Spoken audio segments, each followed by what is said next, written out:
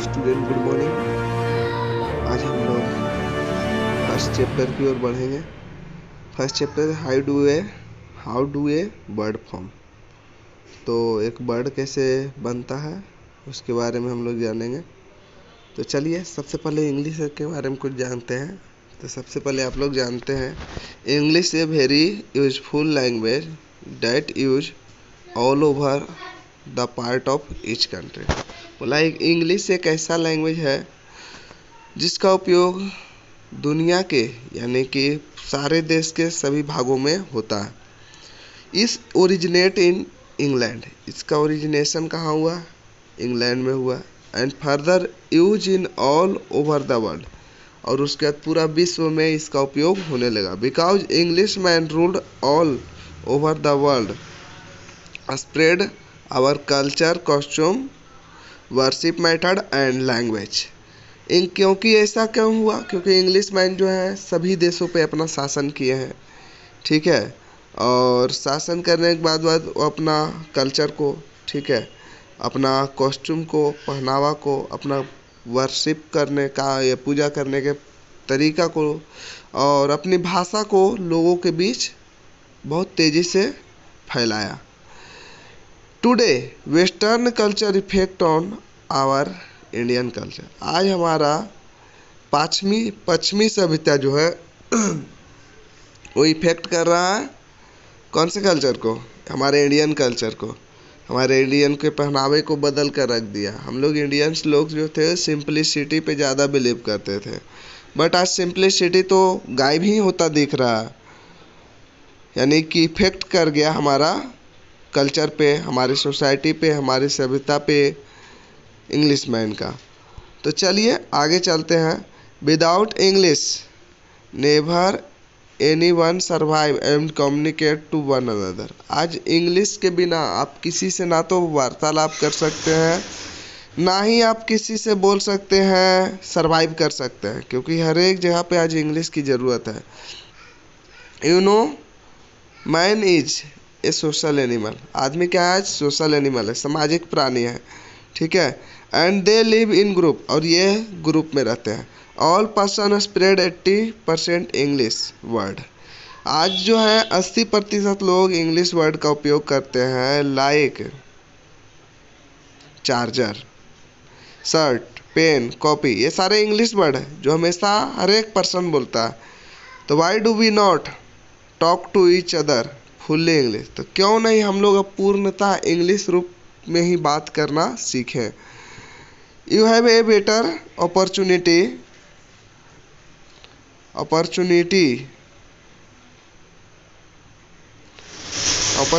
का स्पेलिंग देखिए मिस्टेक है, by typing error, to know English, so start working on self. चलिए आज हम लोग के पास बहुत अच्छा अपॉर्चुनिटी है, ठीक है, जिसके हेल्प से हम लोग इंग्लिश पे जान सकते हैं, इंग्लिश को जान सकते हैं, इंग्लिश को समझ सकते हैं, इंग्लिश को बांट सकते हैं। चलिए तो आज हम लोग स्टार्ट करते हैं अपने ऊपर वर्क करने। आप इंग्लिश सीख रहे हैं, इसका मतलब आप अपने ऊपर वर्क कर रहे हैं। Now English grammar. तो सबसे पहले हम लोग कुछ भी जानते हैं तो ग्रामर से शुरू करते हैं, ठीक है, क्योंकि ग्रामर जो है वो इंग्लिश को कम्युनिकेट करने में, इंग्लिश को राइट करने में, इंग्लिश को रीड करने में बहुत हेल्पफुल होता है। English grammar help us to. English grammar हमें मदद करता है how do you write, read, communicate correct in English. कैसे हम लोग इंग्लिश में लिखना, पढ़ना और वार्तालाप करना सीख सकते हैं। Correctness give up to change life. अब देखिए आप यदि सही ढंग से पढ़ने के लिए नहीं सीखिएगा, आधा अधूरा जानिएगा, तो बोलते हैं ना आधा अधूरा ज्ञान खतरे का कारण होता है। और ये भी सुने हैं कि आधा अधूरा ज्ञान से आप कभी इस मंजिल भी नहीं पा सकते हैं। तो करेक्टनेस से आप यदि सही पढ़ाई पढ़ रहे हैं तो आपका जीवन में प्रतिदिन कुछ ना कुछ बदलाव होगा। English grammar help to speak correct English. English grammar आपको सही पढ़ने में मदद करेगा। English grammar is the power of English. English grammar की मदद से ही आप इंग्लिश में मजबूत बन सकते हैं, शक्तिशाली बन सकते हैं। English grammar has ability to get a better. English के ग्रामर की वजह से आप एक अच्छा जॉब प्राप्त कर सकते हैं। यदि आपको इंग्लिश अच्छा आता है, इसका मतलब कि आपको इंग्लिश ग्रामर अच्छा आता है, तभी आप इंग्लिश एक अच्छा बोल सकते हैं और दूसरे को एक्सप्लेन कर सकते हैं। आज बहुत सारे वैकेंसी है जो इंग्लिश पे ही निर्भर करता है। Please study English grammar to change life.